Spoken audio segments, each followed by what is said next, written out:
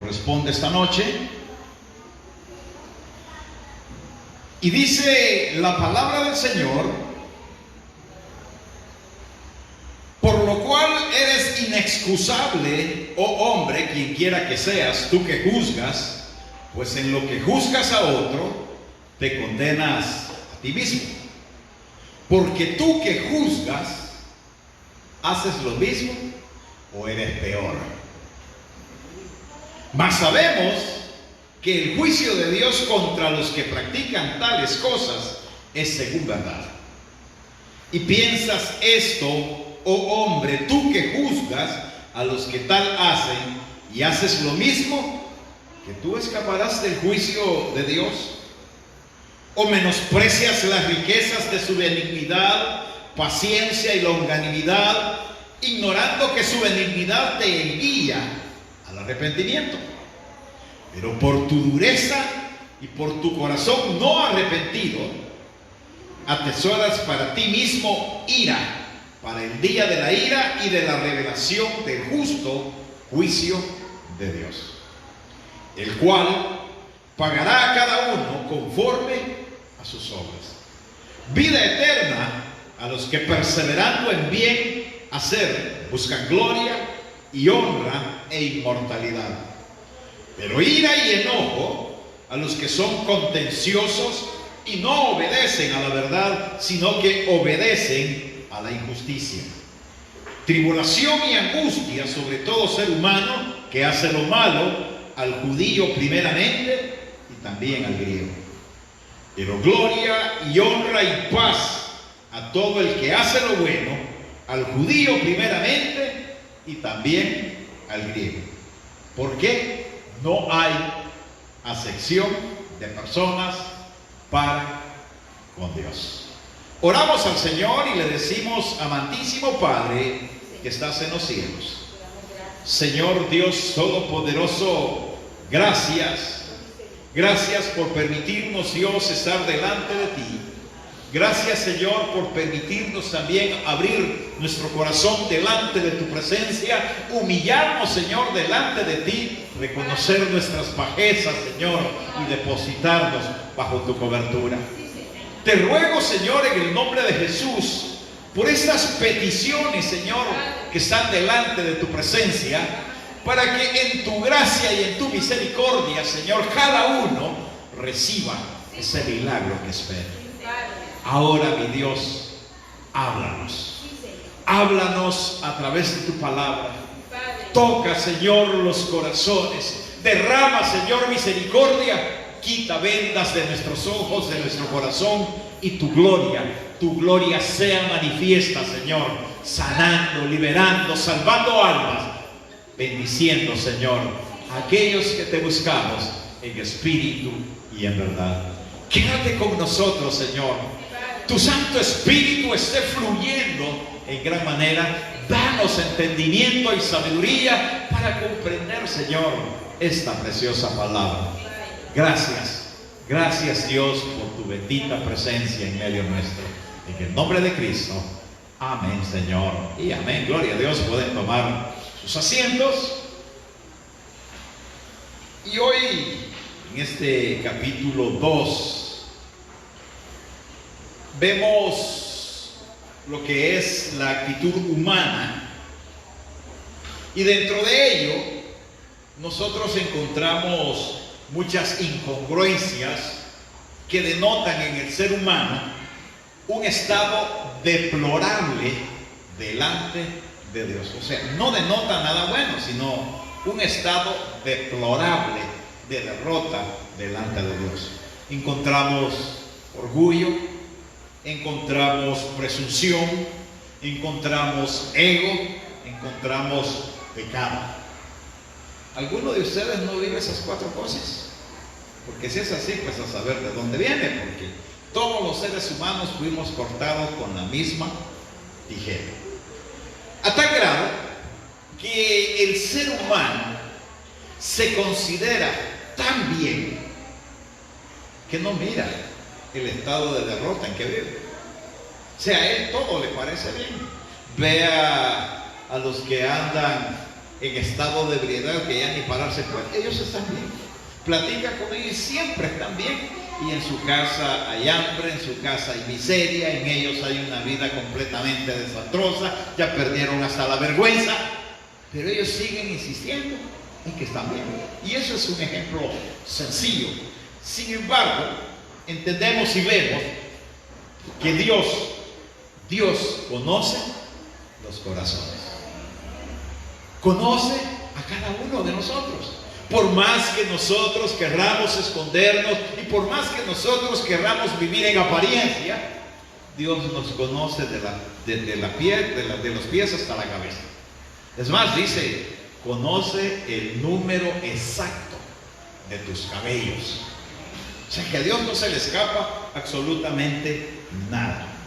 A la luz de esta pequeña introducción, queremos meditar en un pensamiento que hemos denominado la justicia divina y la presunción del hombre. La justicia divina y la presunción del hombre. ¿Qué es presunción? Orgullo. ¿Qué es orgullo? Ego. O sea, las tres cosas llevan una similitud. El verso 1 dice: por lo cual eres inexcusable, oh hombre, quien quiera que seas, tú que juzgas. Pues en lo que juzgas a otro, te condenas a ti mismo, porque tú que juzgas, haces lo mismo. ¿Alguno se encuentra dentro de este verso 1? ¿Aló? ¿Siente que hay algo para él dentro de este verso 1? Mire, yo creo que todos los seres humanos pasamos por lo mismo. Nos gusta, tenemos esta costumbre de tener el dedo así hacia adelante. Parecemos Montoya señalando.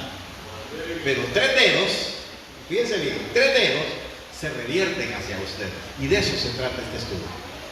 Que nosotros que señalamos, nosotros que juzgamos, nosotros que venimos y nos fijamos en los problemas de los demás, nosotros estamos peores. ¿Por qué? Porque en lugar de ver hacia allá, yo debo de ver hacia acá. Porque esto es estrictamente personal. ¿Ves? Esta declaración que Pablo hace sacudió a todos los hermanos que escucharon la lectura de este epístola. O sea, ya los romanos los hizo extraviar, los sacudió con esta declaración, porque todos acentuaban o aprobaban lo que se había señalado en la depravación del hombre. ¿Se acuerdan que estudiábamos la semana pasada lo que es la depravación del hombre? Y como es fácil ver hacia afuera, es fácil decir: no, si mi hermano es pecador, mi hermana es pecadora, mi hermano es corrompido. Es fácil. Pero ¿qué hay cuando se revierte hacia adentro? ¿Qué es lo que verdaderamente interesa a cada cristiano? Por eso, si usted se acuerda, ahí en Mateo 7 es algo bien sencillito para hablar. Mateo 7 dice: hipócrita, tú que juzgas, ¿por qué no te juzgas a ti mismo? Tú que miras la paja que está en el ojo de tu hermano, ¿por qué no miras la viga que tienes en tu propio ojo? Quítate primero la viga que tienes en tu propio ojo, porque así tampoco puedes quitarle la paja que tenga el ojo de tu hermano, porque eso es a él al que le corresponde. O sea, nosotros no somos jueces de nadie. Tenemos la responsabilidad con nosotros mismos. Sin embargo, en Roma todos acentuaban o aprobaban todo lo que se había señalado con la depravación del hombre, porque se señaló que el hombre es depravado, que el hombre es corrompido, que el hombre va de continuo hacia la maldad, pero a nivel general. Pero cuando ya Pablo viene y le da un giro en esta declaración, le da un giro a la palabra, y ahora no es hacia allá, sino que ahora es para adentro, y ahora el que debe de observarse soy yo. Entonces hay un giro acusador hacia adentro, porque Pablo dice: tú que juzgas a otro, haces lo mismo. Tú que señalas a otro, haces lo mismo. Tú que acusas a otro, haces lo mismo. ¿Por qué? Porque es fácil ver hacia afuera. Es fácil devorar cristiano en la mañana, cristiano en el mediodía, cristiano en la tarde. ¿Y qué hay de nosotros? ¿Qué hay de nuestro comportamiento? El día de mañana nosotros estaremos cara a cara con el Rey de la Gloria. Y no vas a llegar a decir: aquí estoy, Señor. Fíjate que mi hermano era corrompido, mi hermana corrompida, mi hermano aquí, el otro es un allá. ¿Qué es lo que te va a preguntar el Señor? ¿Y tú cómo eras? Y ahí cerradita la boca. Porque el Señor lo que le interesa es tu vida, lo que tú haces, tu entrega, tu devoción para con el Señor. Si el otro hace o no hace, ese es problema de él. Vea eso. Ellos sintieron como que el apóstol les estaba haciendo un señalamiento y les estaba diciendo que también ellos eran depravados. ¿Y era cierto o no era cierto? Era cierto. También ellos eran depravados, pero no lo aceptaban. El mundo allá afuera, ellos no aceptan que son corrompidos. Ellos no aceptan que son malos. Ellos no aceptan que hacen lo malo. Ellos lo único que saben es que dicen que son buenos. Y si de refresco tienen esa plaga que le llaman altruismo, que ha venido a entorpecer la mente de mucha gente, porque creen que al dar algo, Dios tiene la obligación de darles victoria, de darles salvación y de darles vida eterna. Cuando dice la palabra que solo aquel que se humilla delante de Dios es adoptado como hijo del Rey. Ahora vea eso. Ellos sintieron que Pablo les estaba haciendo un señalamiento. Y que así como había hablado en términos generales en el capítulo 1 de la depravación, ahora a ellos los estaba señalando como corrompidos, como depravados. Y les estaba diciendo que eran idólatras, supersticiosos y sodomitas, entre comillas. No todos los gentiles, menos los judíos, se precipitaban en los tenebrosos abismos de los vicios de Pablo, que había, o mejor dicho, que Pablo había nombrado en los versículos precedentes. Sin embargo, nota salva: todos aquellos que tienen cierto nivel de intelectualidad, ¿qué es lo que pasa con ellos? Se les endurece el corazón. Porque como ya llegaron a cierto nivel de intelectualidad, entonces lo primero que se les pervierte es el cerebro. Y entonces ellos creen que son más que Dios no existe, que hay muchas cosas que se pueden solucionar, a tal grado que Pablo les dice, llega el verso 2, mas sabemos que el juicio de Dios contra los que practican tales cosas es según verdad. O sea, muchos filósofos de aquella época, moralistas de aquella época, hacían eco de esta declaración. A unos no les agradó, y le aseguro que a la mayoría no les agradó. Igual que hoy día. ¿A usted le agrada que le digan que ustedes son depravados? No. ¿Le agrada que a usted le señalen que es malo? Tampoco le gusta. Pero tampoco hacemos lo imposible por querer corregir nuestros defectos y seguimos haciendo las cosas que a Dios le desagradan. Por eso es que el hombre debe de estar en paz con Dios. Vea esto. El señalamiento era que no es asunto que el pecado de uno era más que el otro. No sé si usted se ha fijado, o tal vez usted ha sido parte de eso, pero uno viene y señala a fulano, mengano y perencejo como lo peor, y uno se infla y se considera mejor que el otro, sin haberse visto a sí mismo que está cometiendo ya sea errores iguales o peores de los que se están cometiendo. Le voy a poner un ejemplo. En el Evangelio según San Lucas, capítulo número 13, se habla de aquellos galileos cuya sangre Pilato había mezclado con los sacrificios de ellos. O sea, Pilato agarró un grupo de galileos y los ofreció en sacrificio mezclando la sangre de ellos.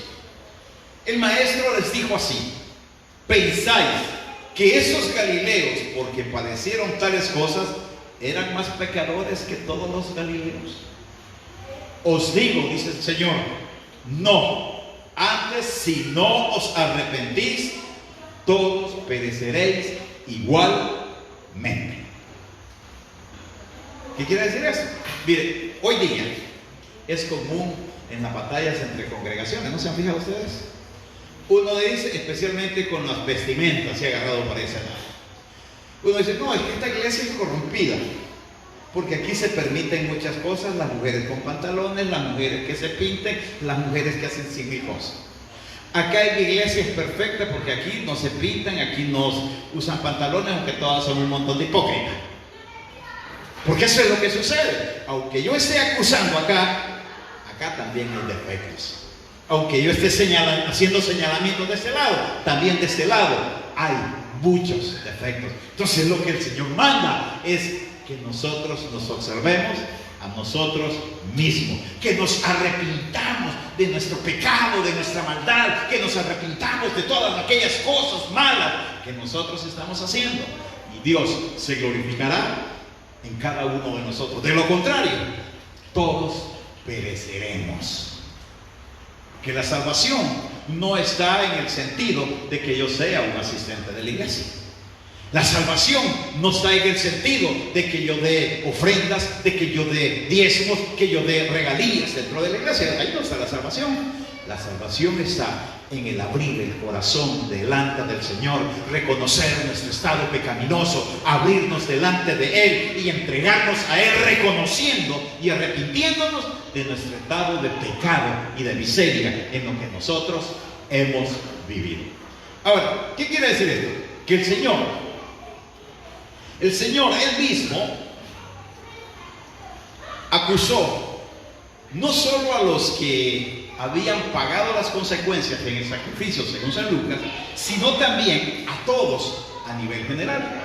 ¿Por qué? Porque ninguno de ellos era mejor que los que habían padecido.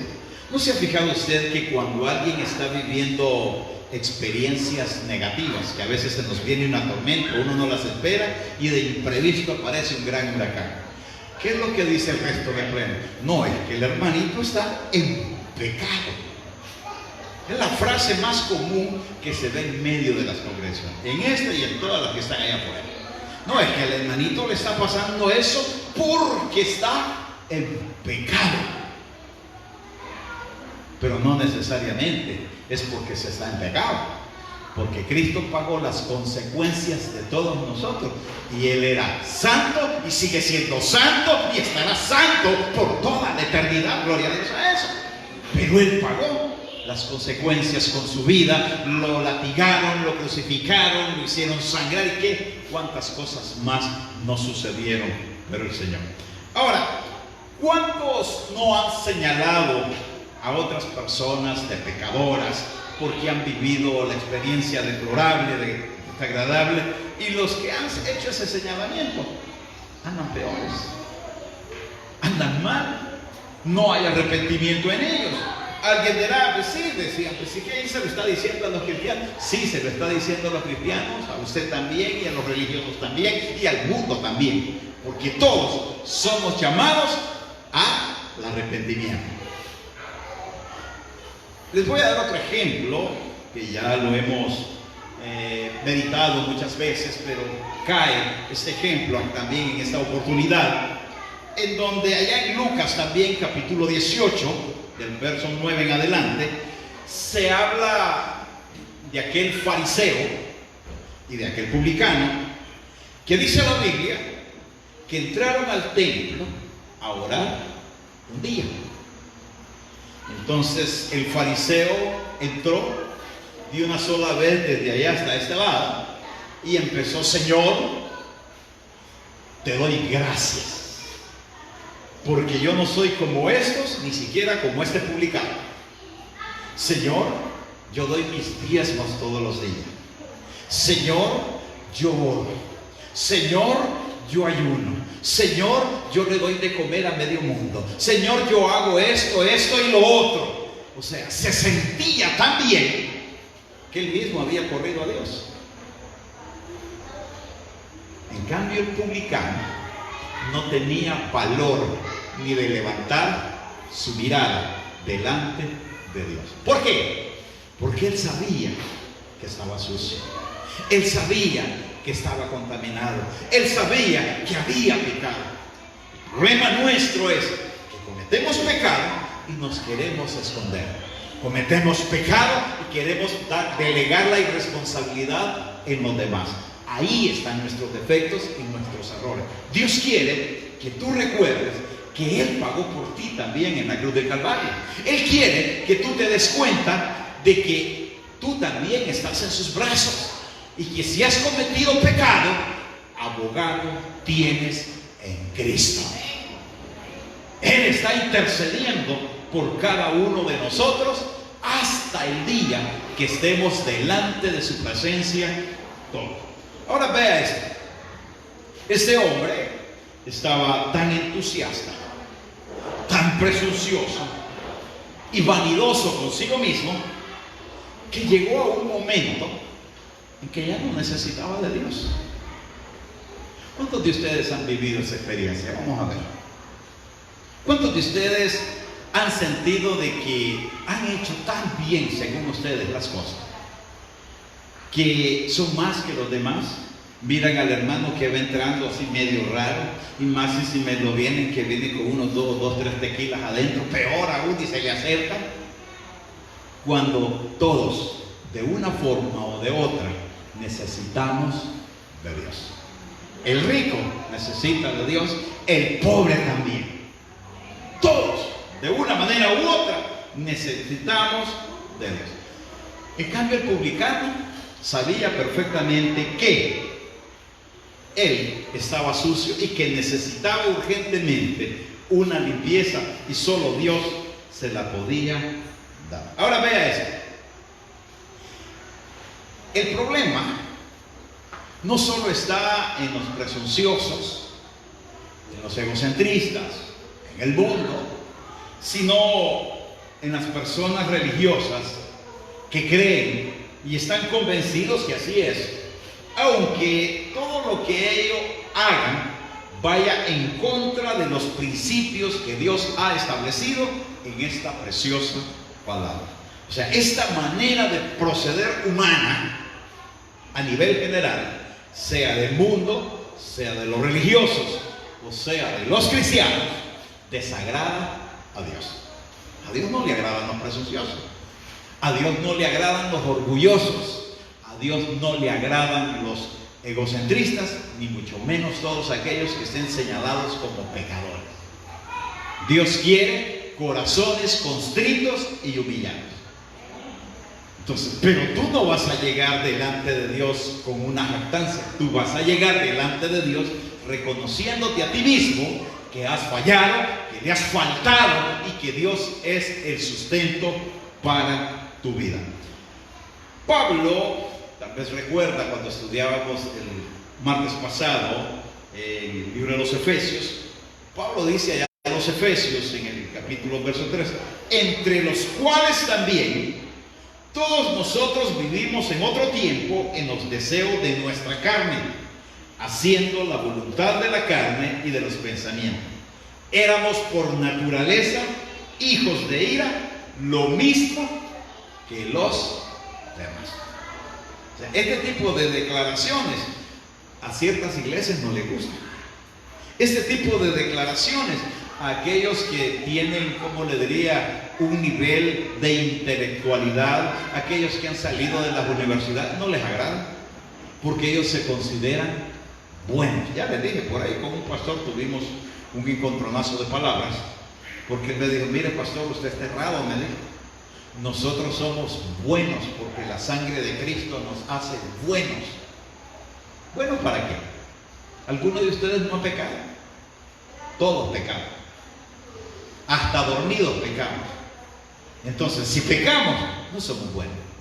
Bueno, solo el Señor. Por eso es que Pablo en el libro Romanos, en el otro capítulo que vamos a estudiar, ese va a estar más sabroso todavía. Que Pablo dice de esa manera: no hay justo ni aun uno. No hay quien entienda. No hay quien busque a Dios. Todos a una, dice, se desviaron hacia la maldad.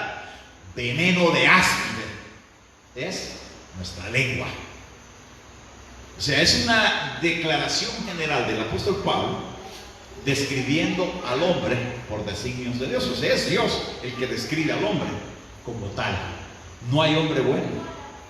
No hay hombre ni uno sobre la tierra, ni antes, ni hoy, ni después lo habrá, hasta el día que estemos delante de Dios, que ya hayamos sido transformados, que hayamos sido cambiados de este cuerpo corruptible y estemos delante de la presencia de nuestro Rey. Hasta entonces nuestras vidas serán completamente diferentes. Para que podamos ir entendiendo un poco este pensamiento, veámoslo a la luz de los detalles. Dice la palabra del verso 1 al 4: por lo cual eres inescrutable, oh hombre, quien quiera que seas tú que juzgas, pues en lo que juzgas a otro, te condenas a ti mismo, porque tú que juzgas haces lo mismo. Mas sabemos, dice el verso 2, que el juicio de Dios contra los que practican tales cosas es según verdad. Y piensas esto, oh hombre, tú que juzgas a los que tal hacen y haces lo mismo, que tú escaparás del juicio de Dios. ¿O menosprecias las riquezas de su benignidad, paciencia y longanimidad, ignorando que su benignidad te guía al arrepentimiento? O sea, lo primero que encontramos es que no hay excusa para nosotros. Ninguna. De ninguna especie no hay excusa. O sea, Pablo está enfrentándose con el moralista, declarando esta palabra: tú que juzgas, practicas las mismas cosas. Hay un dicho en el mundo, creo que ya lo han oído. Dice: el león juzga por su condición. ¿Qué quiere decir eso? Que todos aquellos que andan haciendo señalamientos, ¿sabe por qué lo hacen? Porque ellos están haciendo lo mismo. Y ellos quieren esconderse en la actitud del otro. Piensan que al señalar al otro, nadie se va a dar cuenta de lo que ellos están haciendo. Quiero decirles esta noche: nada permanece oculto para el ser humano, peor delante de Dios. Nada. Pablo se fundamentaba en el hecho de que los profesores de la ética en aquel momento no habían hallado el medio de purificar sus propias vidas, ni tampoco el medio para purificar las vidas de sus discípulos. Cuando tú lees en las Escrituras, por ejemplo, allá en los Evangelios, que los fariseos venían y limpiaban lo exterior del vaso, pero por dentro estaba sucio. ¿Recuerdan eso? Y el Señor les hizo señalamiento: ustedes son unos hipócritas, porque ustedes están juzgando a los demás y ustedes son una bola de corrompidos. Eso es lo que les daba a entender. Y eso es lo que se da a entender hoy día con aquellas iglesias excesivamente moralistas o supuestamente legalistas, que acusamos cosas superficiales y dejamos al aire libre cosas que verdaderamente dañan la integridad, dañan el corazón, dañan la congregación y por ende están en contraposición con Dios. Así pasa en las diferentes congregaciones en el mundo y aún dentro de la misma vida cristiana. Se juzga, se señala, se acusa, pero no nos percatamos que al señalar a otros nos estamos señalando a nosotros mismos. ¿Saben qué es lo peor? Que la contaminación es peor. El juicio de Dios es real. Y el verso de Dios dice: mas sabemos que el juicio de Dios contra los que practican tales cosas es según verdad. O sea, también dice que esto no excluye a aquellos que quieren justificarse.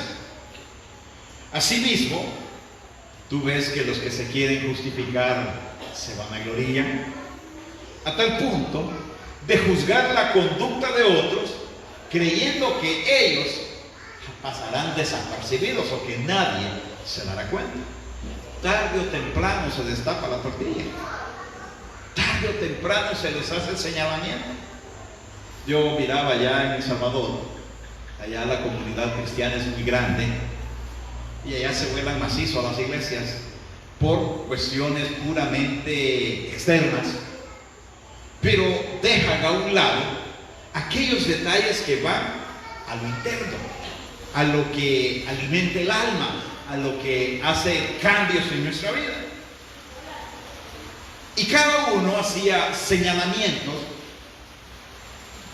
y señalamientos, y a los meses, los que habían hecho señalamientos, ellos estaban siendo señalados por las mismas cosas o peores que las cosas que se habían hecho.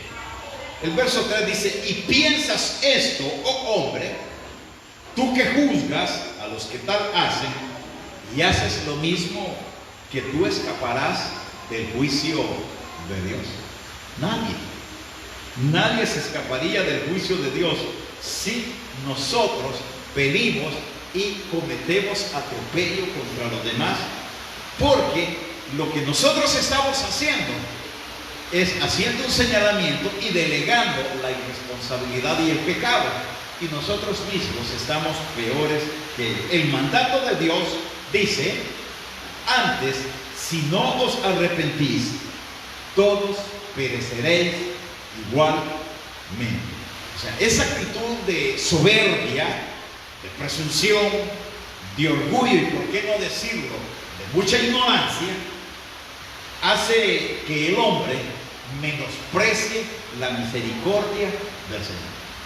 Mire, eso es otro caso común, en donde, no sé si ustedes lo habrán hecho, pero nosotros llegamos a un momento en donde pensamos y decimos: ¿cómo mi hermano, él va a optar a la salvación y al perdón si ha sido esto, y empezamos a sacar una larga lista de pecados?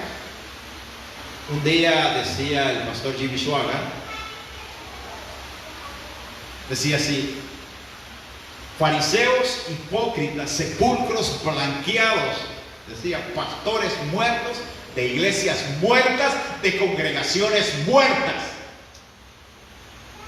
¿Quién te ha dicho a ti que católicos no se van a salvar? ¿Quién te ha dicho a ti que presbiteriano? Y empezó a nombrar una cantidad de religiones sobre la tierra. Pero llegaba y concretizaba en algo y decía: ¿puedes tú medir la misericordia de Dios? ¿Puede usted medir? No. Porque lo que ha sido tal vez leve para unos en su salvación, para otros ha sido grave. Pero la misma sangre que salvó a aquel que tal vez era leve, la misma sangre te limpió a ti y te ha dado la victoria, la salvación y la vida eterna. Gloria a Dios a Él. Entonces, todo está enmarcado en la misericordia, en la gracia del Señor, y es Él el que elige, y es Él el que decide quién es y no es salvo. Por eso es que nosotros no podemos andarnos juzgando. ¿Cómo puedo yo señalar a mi hermano si en mí pueden haber peores cosas sucediendo aún en lo oculto? Versos 5 al 11, para finalizar, dice: pero por tu dureza y por tu corazón no arrepentido, atesoras para ti mismo ira para el día de la ira y de la revelación del justo juicio de Dios, el cual pagará a cada uno conforme a sus obras, vida eterna a los que perseverando en bien hacer buscan gloria, honra e inmortalidad, pero ira y enojo a los que son contenciosos y no obedecen a la verdad, sino que obedecen a la injusticia. tribulación y angustia sobre todo ser humano que hace lo malo, al judío primeramente y también al griego, pero gloria y honra y paz a todo el que hace lo bueno, al judío primeramente y también al griego, porque no hay acepción de personas para con Dios. Aquí encontramos algo que yo creo que a todos nos afecta: la exaltación de ese yo que nosotros tenemos. Miren, nosotros tenemos que buscar cómo destruir ese yo. Es que yo soy el único que puede. Sin mí la iglesia no funciona. ¿Cuántos han tenido esos pensamientos? Si yo no estoy ahí, el culto no sirve. Si yo no estoy en la alabanza no funciona. Usted ya ha visto que con músico, sin músico, con aparato, sin aparato, con usted o sin usted, Dios siempre se glorifica. Gloria a Dios a eso. ¿Por qué? Porque Dios no está pensando en su yo. Dios está derramando misericordia sobre todo aquel que le busca en espíritu y en verdad. Entonces, ¿qué pasa con la exaltación de ese yo? Pervertimos la gracia de Dios, pensando al final que Dios va a respaldar, oiga esto, que Dios va a respaldar las obras que usted haga sin que haya humillación, y que Dios va a condenar a aquel que Él le dio la salvación y que Dios lo justificó en la sangre de Cristo. Ese es el común denominador allá afuera. Dicen, no, es que si no hay obras, no hay salvación. Con obras y sin obras, si usted le abrió su corazón a Cristo, se va con Él a la eternidad. Gloria a Dios a eso. Con obras y sin obras, Dios te da la salvación si tú abriste tu corazón y lo reconociste a Él como tu Salvador personal. Pero ¿qué piensa el mundo? No, es que hay que hacer obras. Entonces vas a ver al mundo que anda regalando una cosa aquí, regala otra cosa para allá, hace otro detallito por allá, aunque al final se cobra con creces. Pero él se enganchó en medio mundo de que él es altruista. Y al final lo único que hizo fue acumularse ira para sí mismo, ira de Dios y condenación. Dice el verso 8, el cual pagará a cada uno conforme a sus obras vida eterna a los que, perseverando en bien hacer, buscan gloria, honra e inmortalidad. Pero ira y enojo a los que son contenciosos y no obedecen a la verdad, sino que obedecen a la injusticia. Nosotros, como cristianos, debemos de ir de la mano con Dios, sabiendo que el único perfecto es Él. Que nosotros caminamos día a día buscando su gloria, su cobertura, su respaldo y tratando de luchar, de cambiar nuestra forma de ser. ¿Que vamos haciendo logros? Sí, lo vamos haciendo, porque conforme vamos avanzando dentro de su obra, el Señor va cambiando todas esas cosas raras que nosotros tenemos. Pero hasta el día que Cristo venga y estemos delante de Él, nosotros no podremos cambiar en totalidad. El único que nos cambia es Dios. Pero en el día cuando volvemos a la eternidad, Cristo cambiará nuestra existencia y hará de esto corruptible algo incorruptible, y entonces sí entraremos al reino de los cielos. Verso 11 al final dice, porque no hay acepción de personas para con Dios. ¿Qué quiere decir eso? Que el juicio de Dios es para todos, para todo aquel que peca, para todo aquel que está contaminado, para todo aquel que no se arrepiente, para todo aquel que es religioso y no se humilla delante de Dios. Para Él son los juicios. Pero para aquellos que hemos abierto el corazón, también hay juicio. ¿Recuerda cuando estudiábamos el libro de Apocalipsis? Hay un tribunal de Cristo para todos los cristianos, para usted y para mí, donde se nos van a abrir los libros, se nos van a hacer los señalamientos, se nos va a mostrar todas esas locuritas que has hecho en un culto y que según tú nadie se dio cuenta. Recuerda, el Rey de la Gloria te conoce y sabe lo que has hecho, y sabe lo que hiciste, y sabe cómo lo hiciste, y sabe cuál es tu proceder. no lo vas a poder escapar o no vas a poder esconder. Pero en el tribunal de Cristo la diferencia es que ahí tu salvación no se pierde. Ya estás en la presencia de Dios, ya te fuiste con Cristo, ahora a gozarse porque viene el reino milenial. En cambio, el que peca y no se arrepiente, también estará en juicio, también se le abrirán los libros, pero todo lo que ahí se nos señale es para condenación eterna. Así es que nosotros debemos de cuidar nuestras actitudes, nuestra forma de ser. Y recuerde eso, Mateo dice, porque con el juicio con que juzgas seréis juzgado, y con la medida con que medís serás medido, y se te añadirá una cuarta. Así es que cuidémonos, cambiemos nuestras actitudes, amemos a Dios, aceptemos su palabra tal y como Él así lo ha definido, y luchemos por ser mejores cada día delante de Dios y delante de los hombres. Gloria sea para siempre al Hijo de Dios. Nos ponemos de pie.